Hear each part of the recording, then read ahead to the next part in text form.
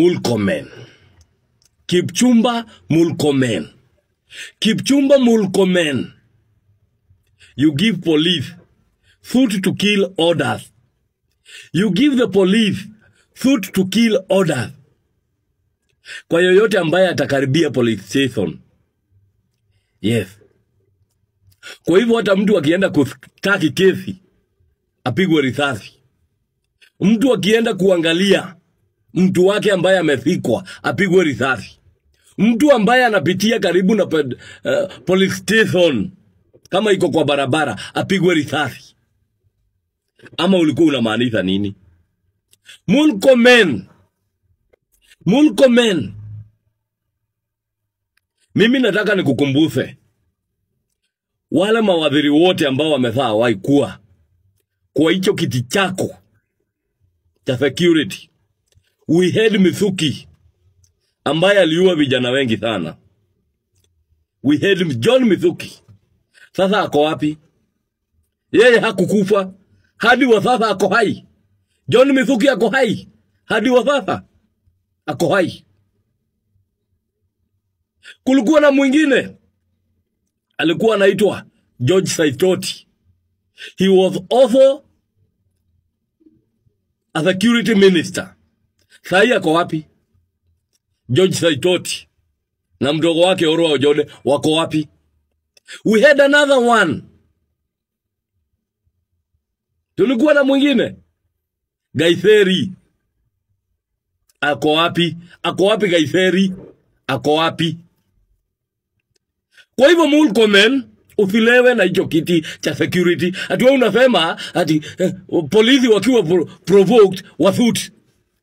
Yani binadamu ni mnyama. Hata mnyama wewe yuwa hivyo. Ati thuti. Mtu akikaribia polisi thuti. Recklessly. Recklessly. Nyinyi serikali, nyinyi ndio mmekosa hii maandamano kwa sababu ya kukasirisha wa Kenya. Tuliwachagua tukawapatia kura, lakini hamfanyi kazi, mnafanya vile mnataka. Sheria ambazo mnapitisha huko kwa bunge ni zenu za kuwafiva nyinyi kama wabunge, kama serikali. Nyinyi sio sheria za mwananchi. But ipo siku Murkomen, look at yourself. Look, you don't even deserve to be Minister for Security. At least we want somebody who is sober. You are not sober. Murkomen, you are not sober. You are not sober at all, at all. Of course, I don't advocate watu kuiba mali ya watu ama kuharibu chochote. In fact, it's bad. And those people who did that should be prosecuted. Should be prosecuted. Lakini kuambia polisi ati uweni, ati mtu akikaribia police station, atikikuja hapo, piga yeye risasi. Kwani polisi, msifuate huyu mtu. Usifuate yeye. Remember, you as a policeman or a police woman, you have your life to live. After all that, you go to your house alone. Kupata watoto wako.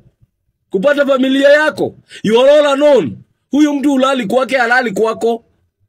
So kukuambia ati thuti to kill, ua, ati thuti.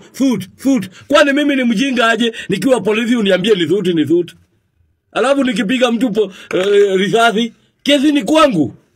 Hiyo mambo yote, hiyo damu nimemwaga ni yangu. Mimi ndio nitalipizwa na Mungu. Thuti to kill, mtu akikaribia ati you are with them. You are with them what? You are not sober, Murkomen. Sober up. Na hiyo docket inastahili waziri mwingine. Hiyo Murkomen, somebody who is sober. Who is mature. Mature enough. Mature upstairs enough. Shame on you. Shame on you. Shame on you. Watu ni wanyama. Thuti to kill. But there is the Most High, our Creator. Our forefathers fought for this country. Ndio damu isiwahi mwagika tena. But sasa inamwagwa na wale ambao wako kwa uongozi. The one who is supposed to protect us. Shame on you. Shame on you. Shame on you. Nataka kuadvise polisi wetu Kenya. Polisi, unaona hiyo advice ya Murkomen, hiyo msiichukulie serious. Huyo ni mtu wako na shida ya hapo. wachane naye completely kabisa. Unajua kwa nini nawaambia hivi? Mimi najua si komanda wenu, siwezi wapea amri. Ama maybe hata mimi ni ordinary venye mnaona, siwezi wa advice. But ile kitu nakwambia, ile siku utaenda pale kuface judge, akufuge maisha ama akunyonge, utakuwa peke yako. Na itakuwa peke yako wewe, watoto wako watakuwa wanakulilia hapo, mama yako atakuwa anakulilia hapo, familia yako itakuwa inakulilia hapo. Kipchumba Murkomen hatakuwa hapo. Hatakuwa hapo. Hiyo mzigo utabeba peke yako. Na wacha nikwambie, regime huwa zinabadilika. Unaona kama wale polisi waliua akina Baby Pedro, mpaka wa leo wako kotini wana case. Unafikiria hiyo serikali nyingine ilikuwa na msimamo wa kumprotect, hii ilimprotect? Sikuwa polisi mjiga, risasi achilia where necessary. Hali umeambiwa na sheria. Lakini hivyo uliambiwa kwa sababu mtu amekaribia polisi wewe upiga risasi, piga. Hiyo mzigo utabeba wewe na bibi yako na familia yako. Mtaishi mkilipa maroya mkiuza mashamba.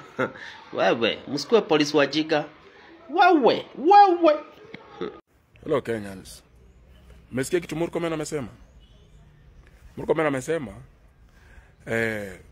raia wote atakaribia police station apigwe risasi.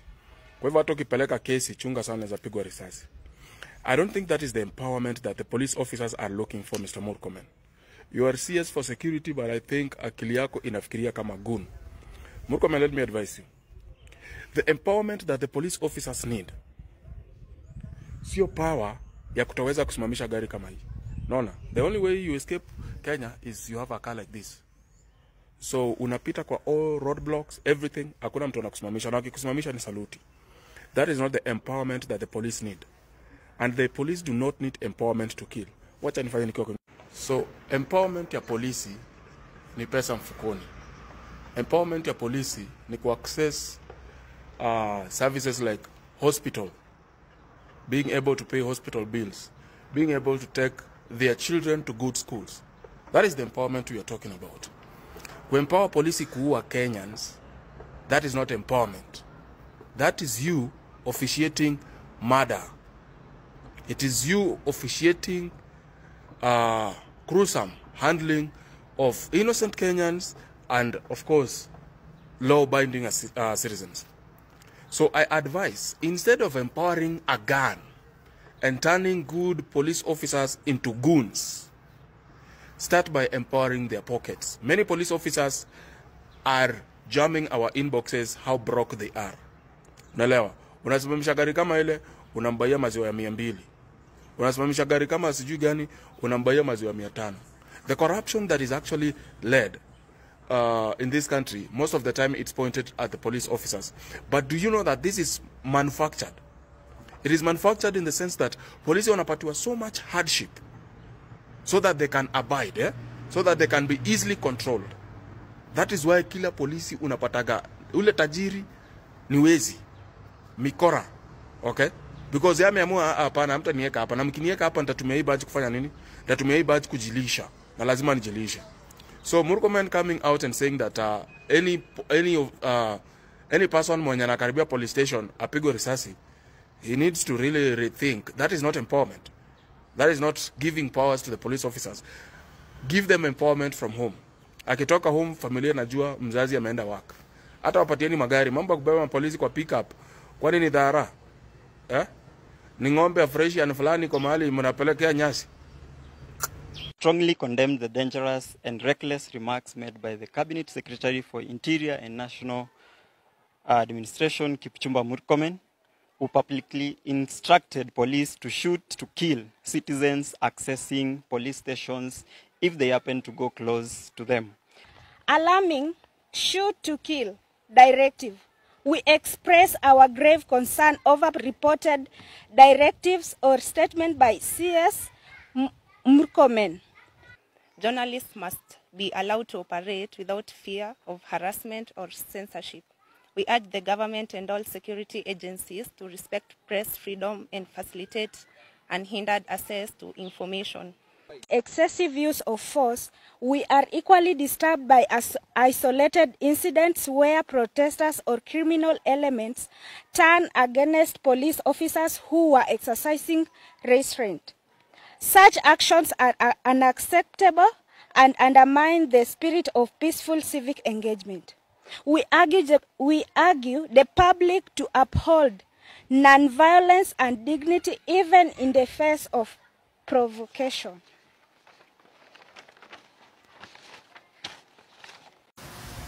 You Murkomen, tumekusikia. Usione kwamba tujakusikia, tumekusikia vizuri sana. Nataka nikuambie kwamba umetuzoea. Umezoea wana Kenya. Kwa sababu maneno ambayo unayoongea sio maneno ya watu wazima. Ni maneno ya kitoto zaidi. You Murkomen, I am coming for you. You Gachagua, I am coming for you. You Ruto, I am coming for you. You Matiang'i, I am coming for you. You Maraga, I am coming for you. The reason why I'm saying that ni kwamba nyinyi wote mmekuwa kwenye serikali, lakini hakuna chochote ambayo mlifanya. Na nyinyi nyote mko na kesi ya kujibu mahakamani. Lakini kwa sababu mko na power kwa mkononi mwenyu na mkachukua wananchi mkaweka chini, I myself, I am coming for you. Mimi nilishaamua kwamba maisha yangu iko mara tatu. Nilishaamua kwamba nikufe, nilishaamua kwamba niende kwa jela, nilishaamua kwamba nikomboe wana Gen Z tuende Ikulu, yani State House. Therefore, mimi nakuja tarehe 7 mwezi wa 7 itakuwa ni maandamano ijawahi kuonekana. Kwa sababu sasa Ruto, Raila na serikali yao yote ya broad base wametangaza rasmi kupitia kwa CS wa internal security kwamba polisi wamepewa mamlaka ya kushoot na kukill. Na sisi pia sasa nataka niwaambieni wa Kenya, power belongs to us. Power belongs to us. Kwa hivyo na mimi nataka niwaambieni kwamba nimewapa mamlaka ya kuwa shoot na kuwa kill. Ujinga imeisha. Tumekuwa wajinga. We have been fool for some times, but we'll never been fool for all the time. Tarehe 7 wa Kenya, tarehe 7 ndio hiyo usiku ambaye tunakuja Kenya kuchukua nchi. Nataka niwaambie Ruto, Kalonzo, Gachagua, we are coming for you wherever you are. The chairman of Budget and Appropriation Committee in the National Assembly, Honorable Atandi. I had never worked with this member of parliament before in my life, and he truly impressed me as a parliamentarian who has come of age, and he understands the position of devolution in the current dispensation of the politics and structure of leadership of the country, Mr. Speaker. Mr. Speaker, I say this because I sat in a similar committee when the predecessor of Atandi was in office, and it was very clear, Mr. Speaker, that that chair was not in tandem with the system of government called the bicameral system, Mr. Speaker. Mr. Speaker, I also want to thank the chairman of our finance committee, who has just moved the motion, plus the vice chair, and especially the Senator of Migori. This mediation was the most difficult I've ever sat in. We couldn't agree 4 times over, and we stood our ground, and I'm very proud that because of that industry, we are able to leapfrog from 387.5 billion shillings to the current, by 28 billion shillings to the current 415. Is a big, big achievement.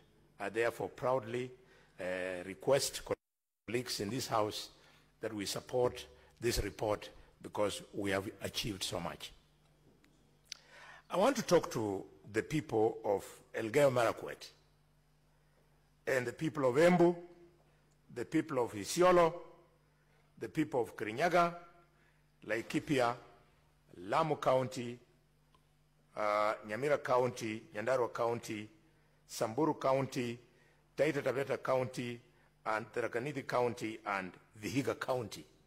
Mr. Speaker, these are counties that have not had the opportunity to have access to sufficient funds to do meaningful development over the years.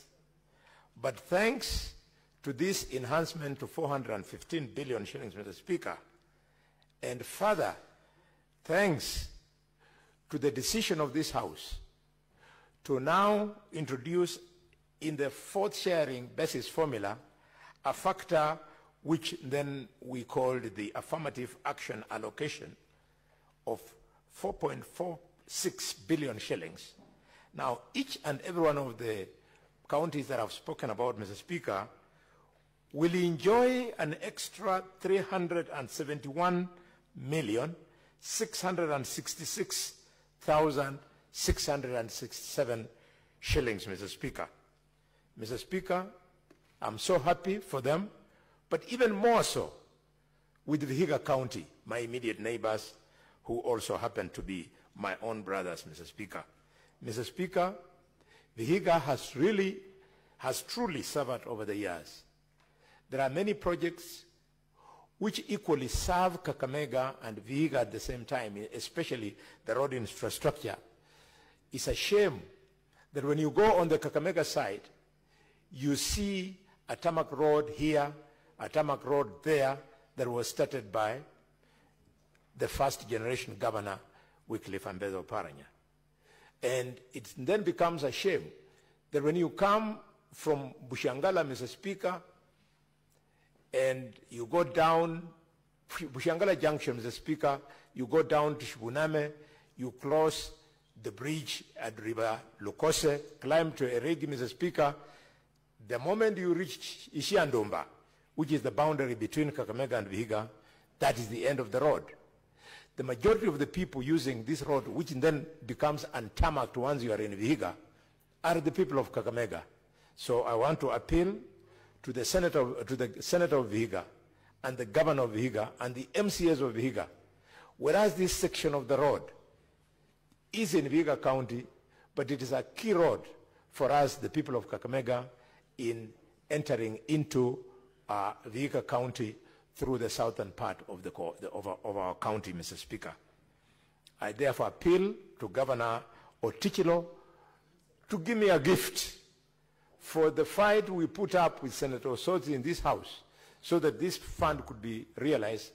I beg the Governor of Vihiga to give me that gift by making sure that this first 371 million shillings will be spent part of on tarmacking the section of the road from Ishiandumba all the way to Chabakali Eregi Junction. Mr. Speaker, needless to say, I want to, as I second this motion, to use this opportunity to pass my condolences to the families and friends of the 15 young people who lost their lives 2 days ago through the unnecessary shootings that we witnessed, and I hope that the Minister for Interior will manage to come on top of things. Okay, but I think a few points to note. No, it was not random, not like last year. This one was coordinated, this one was planned because everybody knew it was an anniversary.